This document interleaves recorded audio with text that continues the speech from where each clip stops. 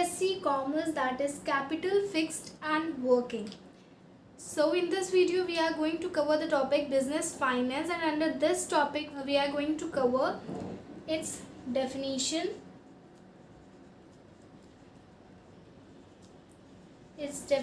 secondly its nature of business finance, and third, importance of business finance.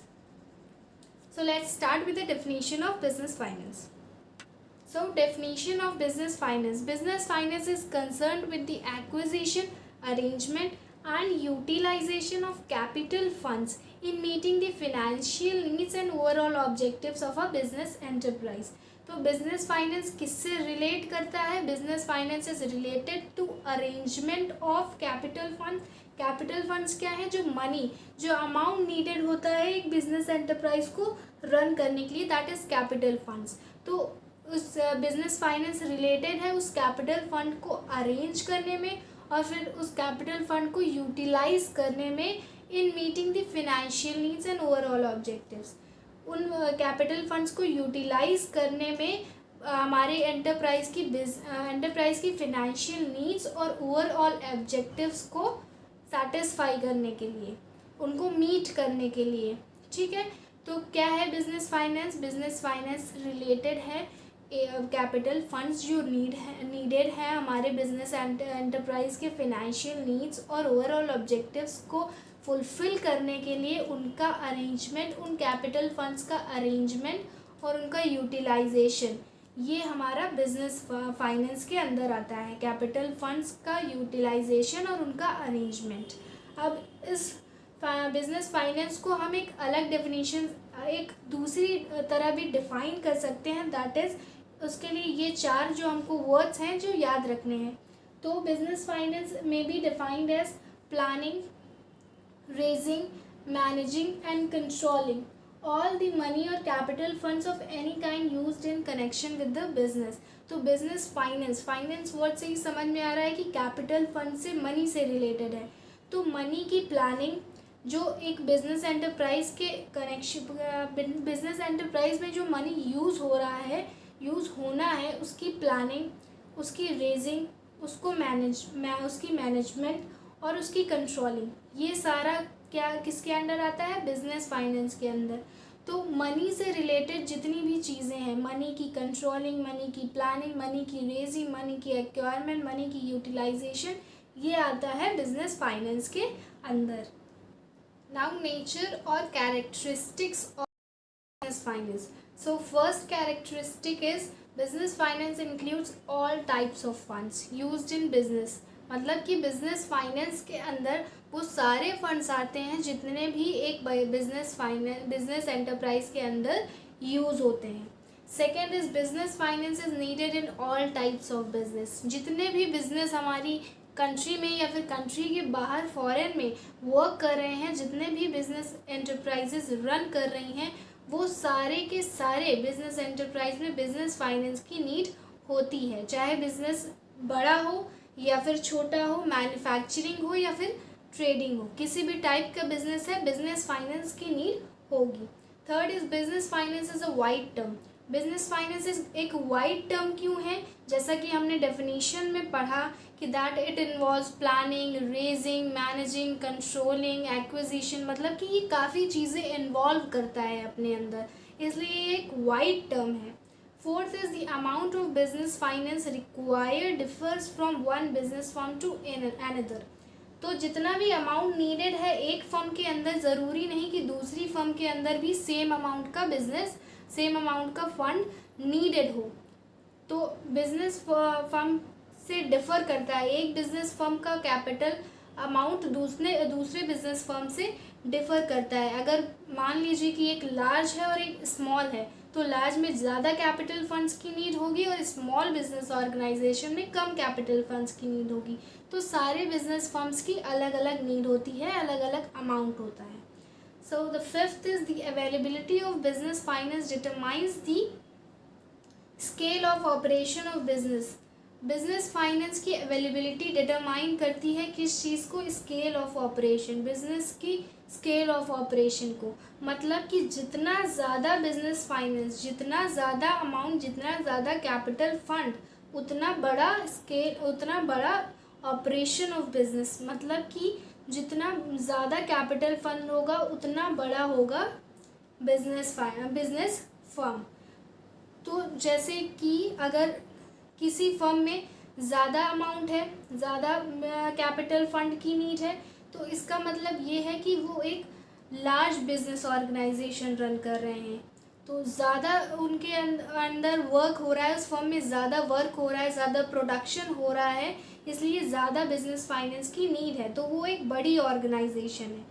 और जितनी कम business finance की need होगी, जितने कम अमाउंट की नीड होगी, वो हमें ये बता देगा कि स्मॉल स्केल ऑफ ऑपरेशन है बिजनेस का, बिजनेस छोटा है।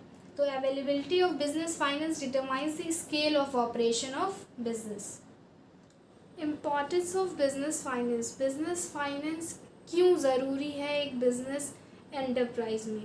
Because business finance is life blood of the business. एक बिजनेस वर्क कर रहा है, वर्क तभी करेगा जब उसके पास फाइनेंस होगा, प्रॉपर अमाउंट ऑफ कैपिटल होगा। ठीक, तो बिजनेस फाइनेंस क्या है? एक बिजनेस का लाइफ ब्लड है, उसके बिना वो वर्क नहीं कर सकता।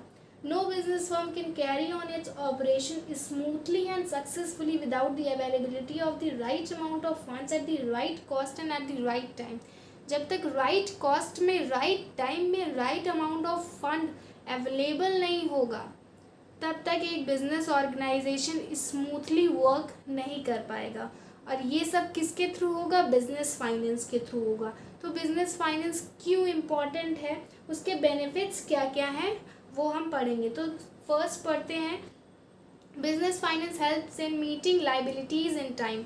लाइबिलिटीज़ क्या होती हैं फर्म की? जो उसे पे करना है, उसकी जो जिम्मेदारियां हैं जो उसे पे करनी है, डेट है, वो उसको पे करने में हेल्प करता है business finance. Hence raising credit standing. Credit standing capability क्या है होती है एक फर्म की?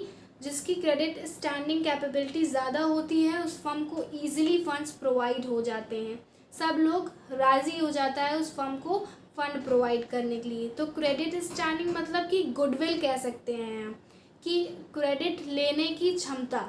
हाँ, तो अमाउंट दूसरी फर्म से रेज करने की, लेने की क्षमता उसकी ज़्यादा हो जाती है, क्योंकि वो टाइमली पेमेंट कर देता है इन चीज़ों के लिए। Second take advantage of business opportunities. तो बिजनेस फाइनेंस हेल्प करता है बिजनेस अपॉर्चुनिटीज़ को अर्ली ग्रैब करने की। मान लीजिए कि आपके पास बिजनेस फाइनेंस अमाउंट ज़्यादा है, मतलब कि अच्छे से अवेलेबल है, तो आप क्या करेंगे? बल्क में रॉ मटेरियल खरीद लेंगे, जो कि आपको एट कंपैरेटिव लो कॉस्ट में मिल जाएगा। तो take advantage of business opportunities. Third is carry on business smoothly without any interruptions. अगर आपके पास प्रॉपर अमाउंट ऑफ कैपिटल है, तो आप अपनी फर्म को स्मूथली बिना किसी इंटरप्शंस के चला सकते हैं। आपको कमी नहीं पड़ेगी, मतलब आप प्रोडक्शन कर रहे हैं, आपको अमाउंट की नीडेड है, आप लगाते रहेंगे, तो कोई भी इंटरप्शन नहीं होगा प्रोडक्शन में। Fourth is replacement of plant and machinery in time. आपके फर्म में प्लांट्स ख़राब हो रहे हैं, मशीन ओल्ड हो रही है, तो आपको रिप्लेस करना है। अगर पैसा होगा तभी रिप्लेस कर पाएंगे, तो इस पर भी हेल्प करेगा वो। Fifth is facing recession, trade cycles and other crisis more easily. कोई भी बिजनेस फर्म में क्या होता है कि बिजनेस फर्म रिस्क पे चलता है, तो काफ़ी सारे प्रॉब्लम्स, क्राइसिस अराइज होते हैं, तो उन सब से डील करने के लिए भी एक प्रॉपर अमाउंट ऑफ फंड हमारे पास होना चाहिए। और अगर फंड होगा तभी हम अच्छे से इन क्राइसिस को डील कर पाएंगे। Six is availability of funds determine the size and scale of operation of business. ये हमने नेचर में भी पढ़ा कि जितना ज़्यादा फंड होगा उतना ज़्यादा हम प्रोडक्शन कर पाएंगे, उतना ज़्यादा हमारे बिजनेस फर्म की स्केल और साइज़ बढ़ेगा। ठीक है, ज़्यादा फंड होंगे तो लार्ज स्केल ऑफ बिजनेस होगा, कम फंड होंगे स्मॉल स्केल ऑफ बिजनेस होगा, कम प्रोडक्शन हो पाएगा, कम मतलब कि हर चीज़ में कमी आएगी, कम होगा हर चीज़। Purchasing. Seventh is purchasing necessary fixed and current assets. हमारी फर्म में ज़रूरत पड़ती रहती है, मतलब कि क्या होता है कि मार्केट में भी नए नए एसेट्स आ जाते हैं, तो नए एसेट्स को ख़रीदने के लिए, टेक्नोलॉजी अवेल करने के लिए भी हमें फ़ंड की नीड होती है। तो उस फिक्स्ड और करंट एसेट्स को ख़रीद सकते हैं हम अगर हमारे पास right amount of fund available है।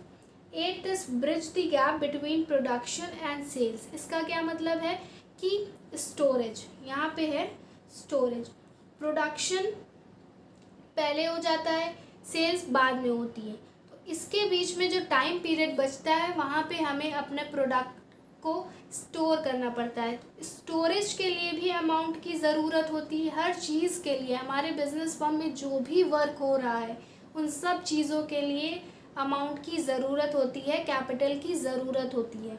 तो प्रोडक्शन और सेल में गैप ब्रिज करने के लिए भी अमाउंट की ज़रूरत होगी। So the 9th important is pay wages and salaries in time.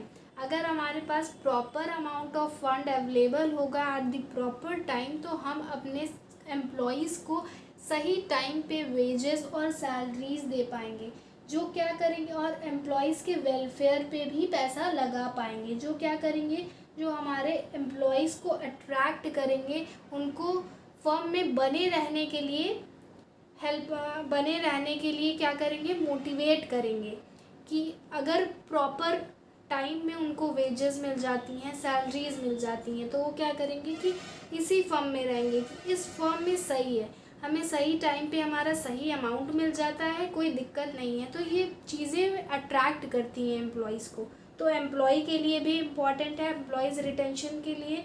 Now 10th is sound financial position. Sound financial position of the firm enables an enterprise to enjoy goodwill or reputation in the business world.